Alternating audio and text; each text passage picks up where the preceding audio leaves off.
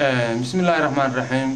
تمركم ورئيس السيدة وكدن بيدي والسكوجي لكن بلوغي سمركان كوب بلاوه دجالكو wuxuu ku bilowday meesha waxa aad tuulada qoladan Soomaaliland ay joogtay ceelal iyo baraago dadka u dhashay beelahan buuhoodle ee dhulbaanta leeyahay ay leeyihiin waxa jirtay ceelashaas oo ay mudaba ay biyihii ka dhurayeen oo ay ku dhurayeen qorlugud iyo nawaaxigeeda taasa horta markuu rasifnada hadda abuurtay deegaankana waa la garanayaa waa deegaan dhulbaante way haysteen way qabsadeen waxa saaka dhacday alaseydii hore ayaa waxa ceelashii ceel kamid yimid dad reer miyiga oo dhaan siire ka dhaansada dadkii dhaanka siire ka dhaansada waxay ku bilaabeen rasaas taas waan u dulqaadan kar weyn taas rasaas iminkan dagaalka saaka bilowday markii hore rasaastaas dhacday aanu aragnay waxay rasaasta ku ridayaan inay yihiin dadkii deegaanka ee ceelashooda ka cabiyay biyihii u diidayiin iyo xoolihii iyo maatadii oo meeshii laga godoomiyay haayo anaga bilownay qasaaraha niyo qasaaru waa badan yahay xaggayaga baan war u hayaa kulli xaggooda waxyaalahan ka aragnayna waa jirtaa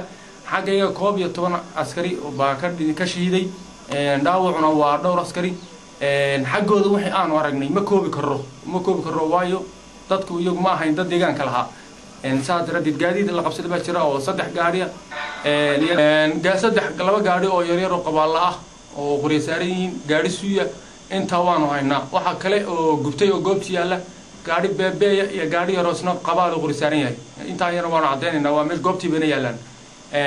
meedkooduna waan arkaynay meedku meeshu inuu aad u yaalo waan arkaynay waan iyaga ahaayeen dhaawac fara badan oo iyaga waan arkaynay laakiin adigu muhiimadu goobtii hadda waan isku hor fadhinaa waana laga yaabaa dagaalku sii socdo wata qorsheeyeen sii marka maalmaha socdaan waxay maalmaha soo socdo qorshayaashadu waxay inta tuulooyinkayaga iyo dhulkayaga inta bagcad kamida ay joogaan dagaalka ma deyneen waxaan kale oo aan dadka caalamka u sheegay ninka gaashaandhiga Soomaaliland oo ah ee la yiraahdo cadami horta markuu horeysa cadami waxaan leeyahay dhalashadiisa waa nin hartiya oo daarooda waxaan leeyahay horta bal waxa meesha ku jira fahmo mowqifka iyo dhalashaduna meel ma aha wax meel wada mara cadami waxaan ku leeyahay waxa idaacada aad ka sheegtay وحقيقة هذا وحنا نقول لنا وحقيقة ما أردنا أن وحنا نهين بانو هينا وحنا نقوم بانو قبينا دول أنا لهين بدونين تاو حليه إذا كقرن كيوشيء يتبها ونقدرت بالمركب ورث قساريسة أنا وحنا نسوق جارا وانو أوبرناي هدرنا وانو نتاجنا ديارنا وانو نهين وحنا ليه هكله محابيس بتشرته محابيس تاسنا وحنا ليه هاي لما نسيرتي ليه والله جو إمنا يا حلي أي جادو مركب الجادو يضل هاي عادي هو قرب بدنه أن تأيّد كتما دوكلاناي